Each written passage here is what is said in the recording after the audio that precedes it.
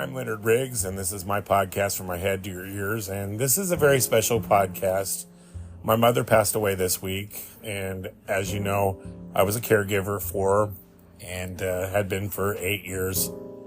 And altogether, I've been a caregiver for parents for 12 years because I helped with my dad for 4 years prior to that. So I thought I'd share some thoughts and talk about my mom a little bit.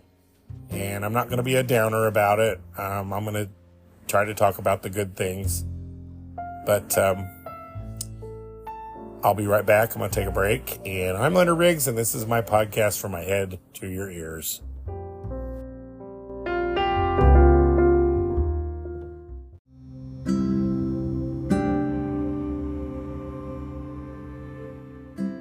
I'm Leonard Riggs, and this is my podcast From My Head to Your Ears.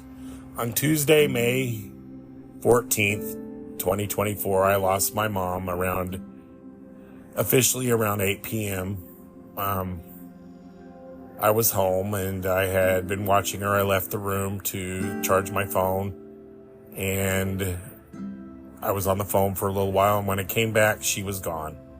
And I think she waited till I left the room because I had been watching her closely because I knew the time was coming, but I just wasn't. There's no way to prepare yourself for what's going to happen. I knew it was going to happen. I thought I was prepared, but I wasn't. And I'm not going to get into the details, but it concluded 8 years of caring for my mom. Starting out, she could walk and talk, and she still would have memories, and she still knew who I was, and her personality was still there, but she would do things that were kind of scary or dangerous, like walking in the middle of the night, and she would have strange thoughts. But Alzheimer's is a terrible disease, and she was both slowly and quickly robbed of her mobility and her mind and her well-being, and how she ended up after 8 years was really sad and hard to watch, but it was progressive. She would progressively get worse. So I could look at a picture or a video from 2 years ago, and she was sitting up drinking coffee, dressed, to, that many years till now, and she's bedridden and skin and bones, and it just, it's just a sad end to a 92-year-old life. My mom was 92. She was born February 3rd, 1932 in Murfreesboro, Illinois, and she grew up at a rough time in the Depression era, and she had to quit school to help take care of her youngest sisters in the late 1940s, and got married when she was 19 and had a daughter, and got divorced and remarried my dad. And he had a daughter that was a little older than my sister, and my mom eventually had us 3 kids. My oldest sister, or their oldest daughter together, Kim, my sister Cindy, and myself. And we had a really good childhood. My sister Lori lived with us till she was 18, and she got married and left. And I love my childhood. I've talked about it. It was all just what a childhood should be. And we got to be kids, and we grew up in a great time in the 1970s. And I was a teenager in the 80s. Before the internet, before all this, we were outside kids, and it was just a fun time to grow up. And having older sisters, I became an uncle pretty early. I was an uncle by the time I was 3, because my oldest sister Connie had children, and then Lori had children, and I was 5, and I had, by the time I was 10 years old, I had, let me see, 4 nephews and a niece by the time I was 5 years old. And having older sisters, it was kind of cool. And I went to school with my oldest nephew, Eric. So, it was a great life. And my mama, and I'm going to call her mama, almost like a little boy, but she was my mama. Um, she was typical housewife. Now, I'm not saying she didn't have a temper, and I'm not saying she didn't have her bad days. And she was, she was very strict on certain things. But she was always cooking and always cleaning, and I've seen her get down on the floor and scrub a tile floor with a hard brush, and then would apply by hand and on her hands and knees, apply wax, and then take a buffer and buff it out. And I seen her work hard, and she got a job when I was in the second grade at the grade school, which she loved. And she was a lunchroom supervisor, and she liked the fact that she could be working while we were in school, and she loved working at the school. She ended up being at the grade school for many, many, many, many years, and she retired from there in the mid-90s. And after that, she enjoyed being home with my dad, who was already retired. And as it is, when you retire, you're even busier than you were when you were working.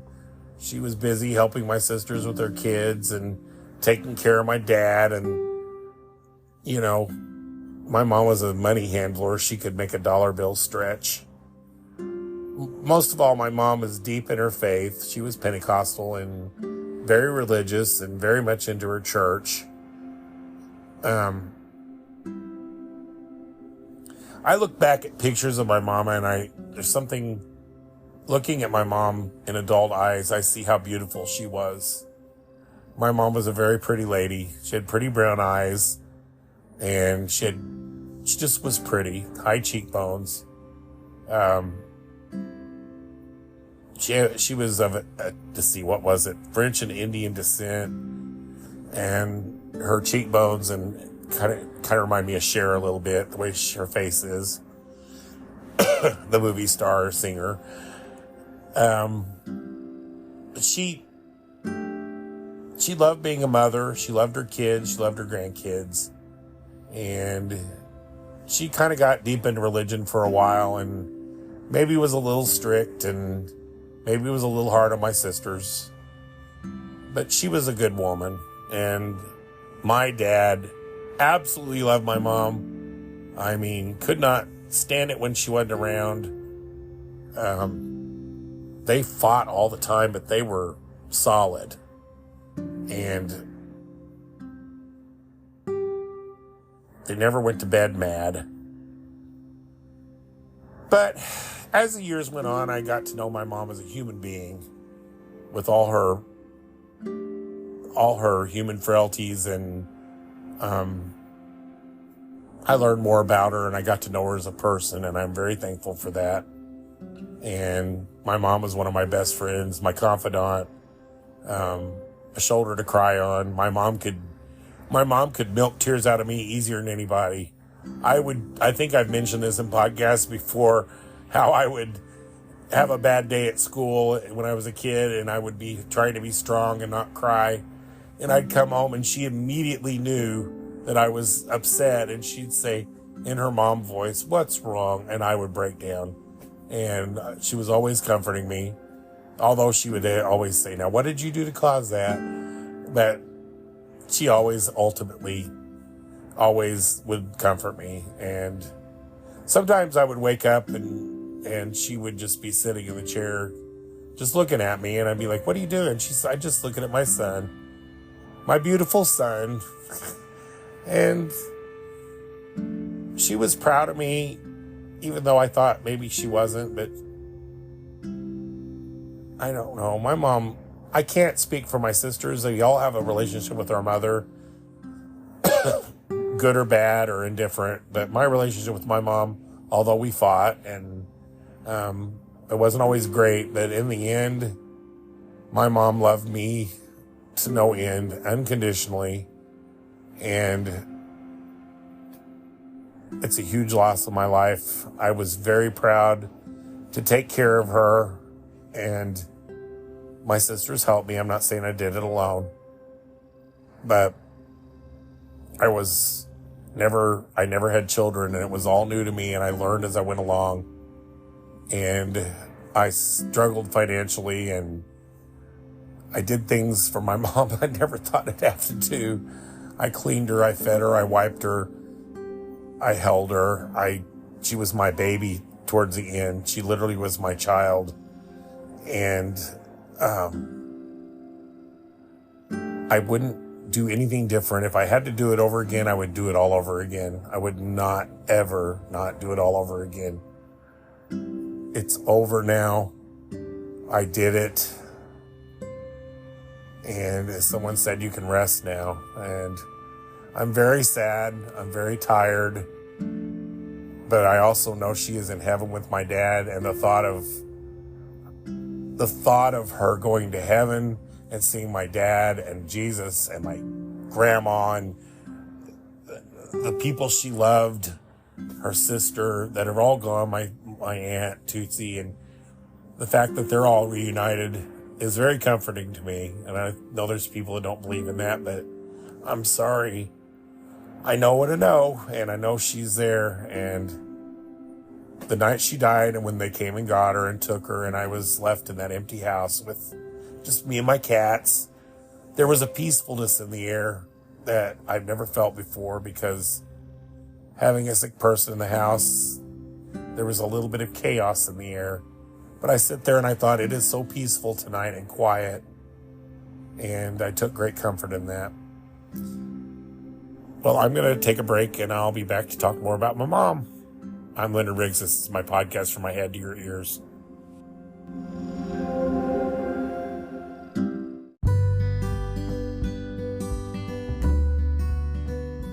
I'm Leonard Riggs, and this is my podcast, From My Head to Your Ears. And I'm talking about my mom, who passed away earlier in the week on May 14th, 2024. She was born February 3rd, 1932. She was 92 years old. It's a wonderful thing to get to be an adult and learn that your mom is very human. And I love that I got to know her as a person, and especially seeing her not at her best. And I saw qualities of her that I was always told she had that I never saw. For instance, I knew she had a sense of humor, but she had a goofy sense of humor. And with her religion, she kind of squelched some of those features of herself. Like, she liked to dance. She would get up and dance to Grease and do the Grease Lightning dance. She loved to dance, and she loved to sing, and she loved to hear songs and music, and she'd often clap. She still loved Jesus, and she still followed her religion. Often would talk in tongues, and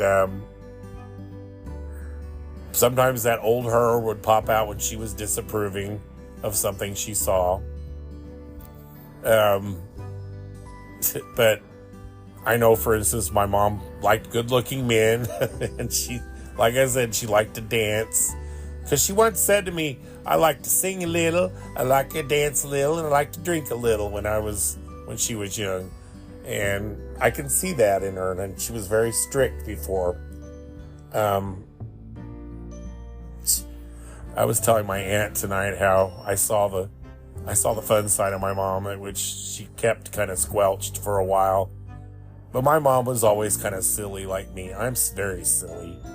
And we have giggling fits, I guess you would call them, very inopportune times where we'd find something funny. And while I was caregiving for my mom, I'd sing to her, and if she liked it, she'd smile, and if she didn't like it, she'd just laugh at me. She thought when I grew a beard, she thought it was funny looking, and she'd pull on it. But when I shaved, she laughed even harder. And she also developed a habit of, as she could talk less, she developed a habit of making the raspberry noise, like that noise. And I could not figure out what she was doing. And later on, I realized it was her way of telling me that she was hungry or whatever, or she needed attention. It was her way of drawing attention to herself. And at first that drove me insane. But after a while, I thought it was pleasant to hear because I knew she was okay. But literally, she would do that through a whole movie. And it's like, Mom, what are you doing? And will you stop it? She also started talking to the television. She would, like the Ellen show, she would talk to Ellen and she would, think that she's having a conversation with the television. And I would just look at her and it was so cute. But like I said, when music came on and she'd get up and want to dance, she would dance. And I don't know, it was always cute. But I think she responded well to when I would sing to her. If I sang religious songs to her, she really liked that as well. I think changing time was rough on her and me because it embarrassed her at first. But after a while, she just would lay there and let me, get her cleaned up and stuff. And some days she didn't like it. Some days she'd fight you. And just depending on what kind of mood you got her in, she just was something else. But in the last month of her life, everything changed. She wasn't making her little noise anymore. She wouldn't eat. She wouldn't drink because she loved to eat.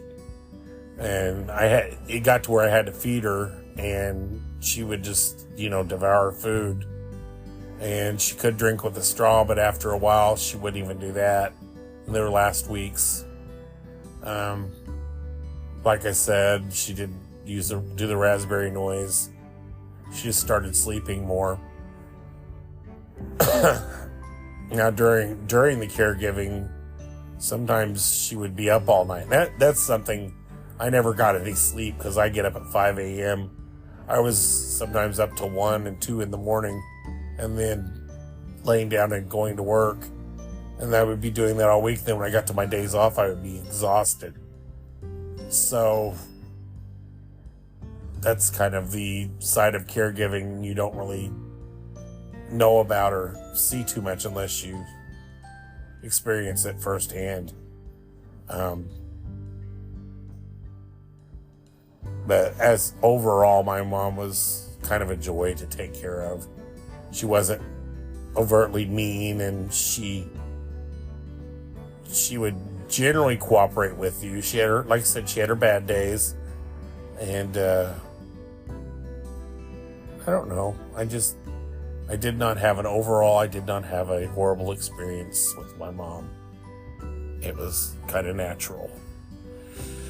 I'm going to take another break, and I'll be right back talking about my mama. I'm Leonard Riggs. This is From My Head to Your Ears.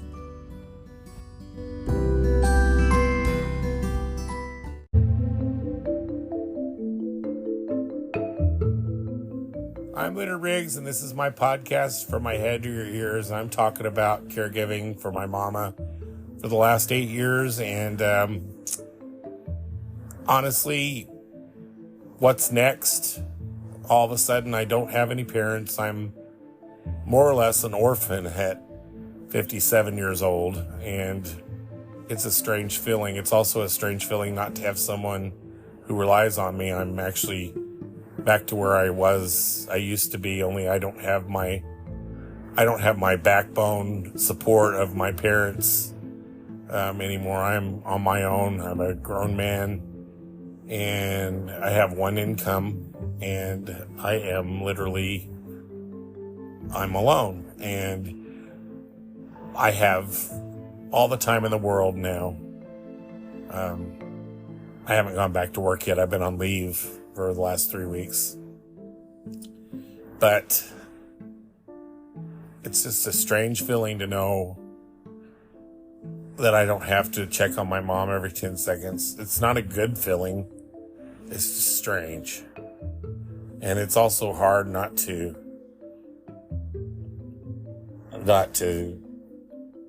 have someone that needs you. So I plan to rearrange the house a little bit, change things up a little bit. I'm going to make things my own. And not today, but I don't want to leave the house the same because it just reminds me of what used to be. And I don't want to live in the past. I want to move on. I think my mom always worried about how she'd always say, why do you torture yourself? You know, why don't you go out and have a good time and get out of the house a little bit? I've always been kind of a stick in the mud. But my next project is to clear the house and I need to get rid of her hospital bed, because that's a strong reminder of her being gone that really bothers me. That's just the first thing I see when I get up in the morning, when I walk out of my room. It's in my living room, so it's right there. I don't know.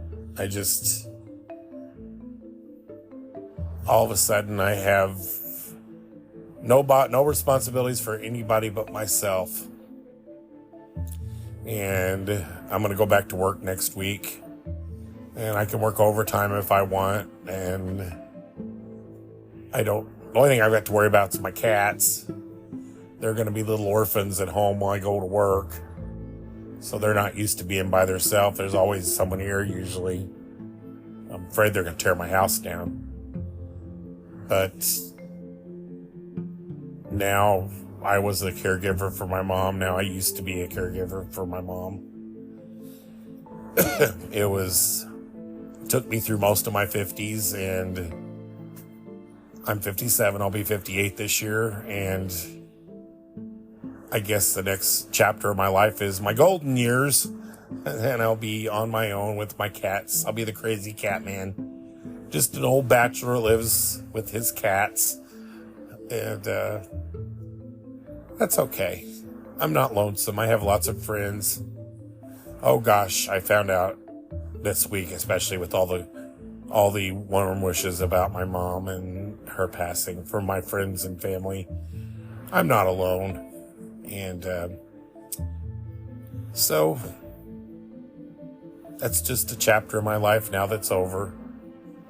And like I said, I would not trade it for the world. I would do it all over again. Keeping my mom here, I feel honored that I got to take care of her.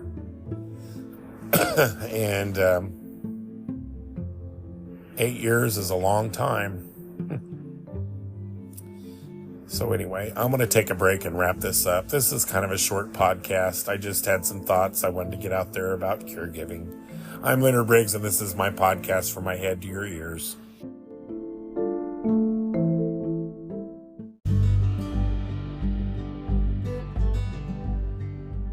I'm Leonard Briggs, and this is my podcast, From My Head to Your Ears. And I was talking about my mom who passed away this week. And like I was saying, it was the end of their chapter, and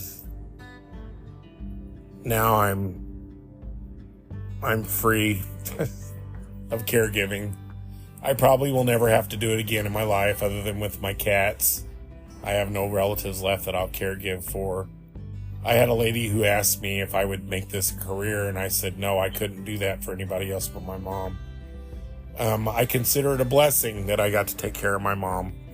I enjoyed it for the most part. It became hard at the last.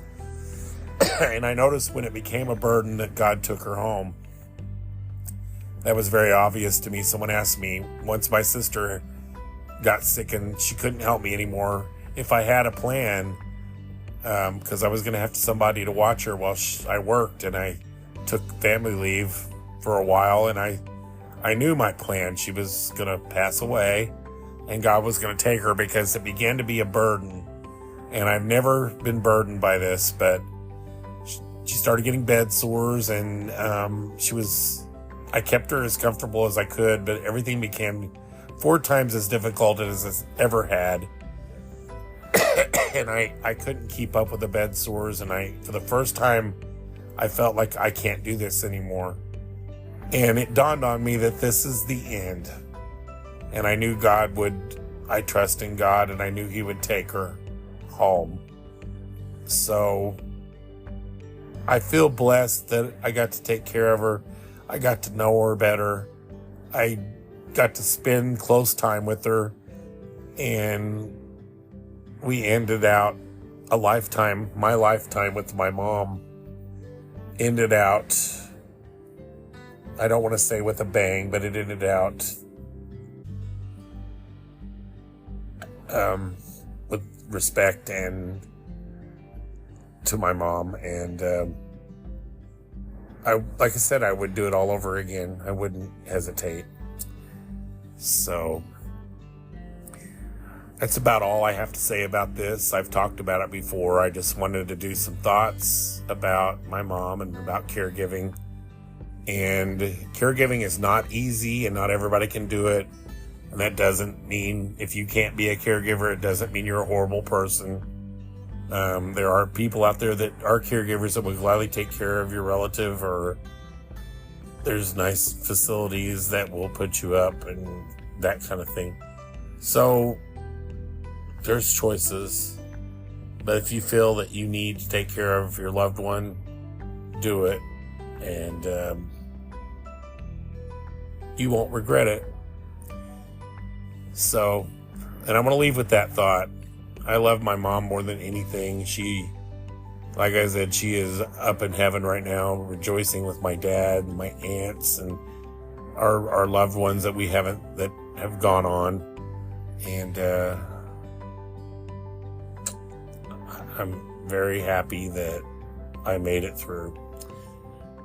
I'm Leonard Briggs, and this was my podcast, From My Head to Your Ears. Thank you so much for listening. Sorry, this is a short podcast, but I didn't want to drag it on too long. Next week is my season finale, or not necessarily next week, but my next episode. And I'll have a special guest who's been dying to get on my podcast because he's a faithful listener. His name's Mike Jackson, and next week he'll be joining me, or when we get it done, he'll be joining me on my podcast, and we'll talk about all kinds of funny things and stories, and we'll have a good time.